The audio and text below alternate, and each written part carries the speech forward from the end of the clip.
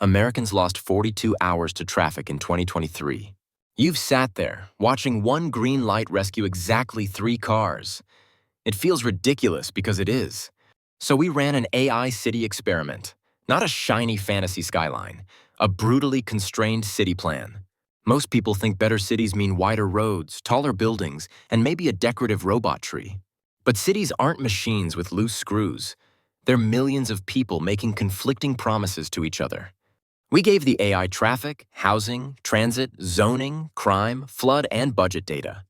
No vibes-only prompt allowed. Then we added the stuff concept art mysteriously forgets. Existing homes, land ownership, building codes, construction costs.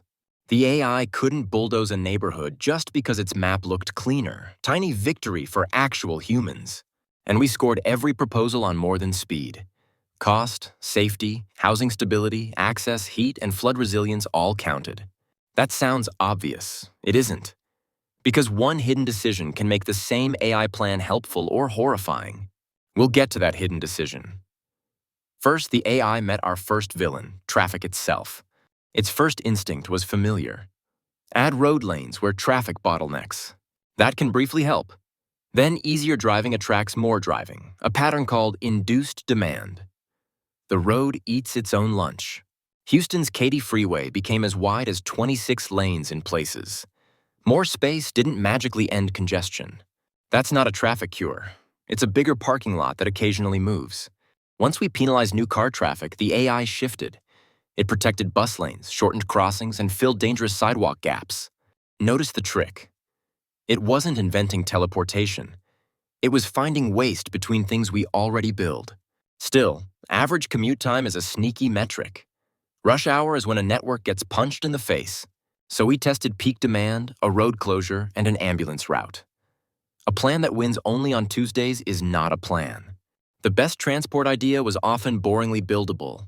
Bus priority at choke points, not flying pod tubes. Then the AI hit housing. This is where pretty redesigns usually start acting suspicious.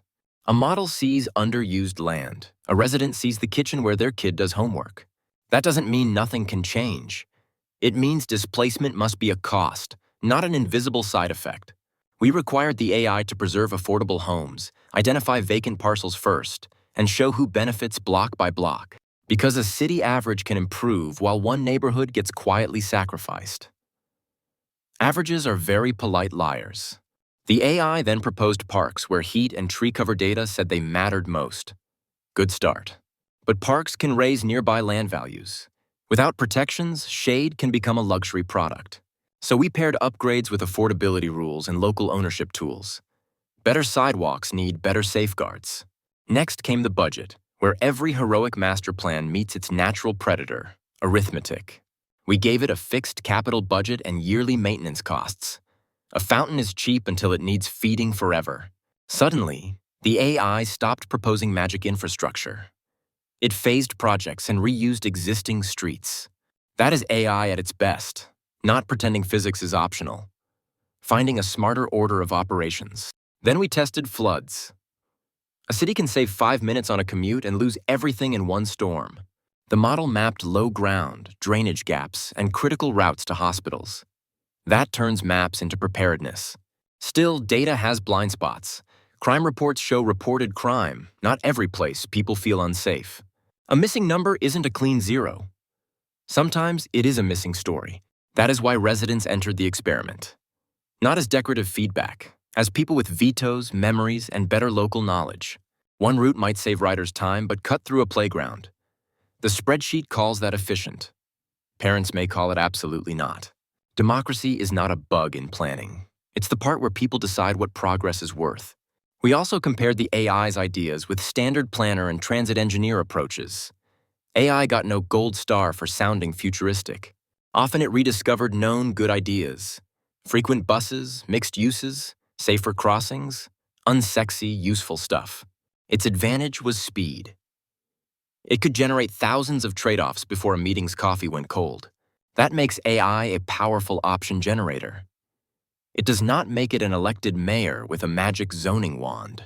Now we're close to the hidden decision. And it is hiding in plain sight on every dashboard. Before that reveal, one final test. We asked the model to make the city simply more efficient. It cut slow routes, concentrated investment, and favored the largest measured gains. On paper, it looked brilliant. Then we looked closer. The improvements clustered where service was already good.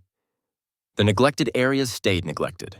There it is. The culprit isn't the AI, it's the objective function, meaning the definition of winning. Tell it to minimize total travel time, and it may abandon the people hardest to reach. Math did exactly what you asked.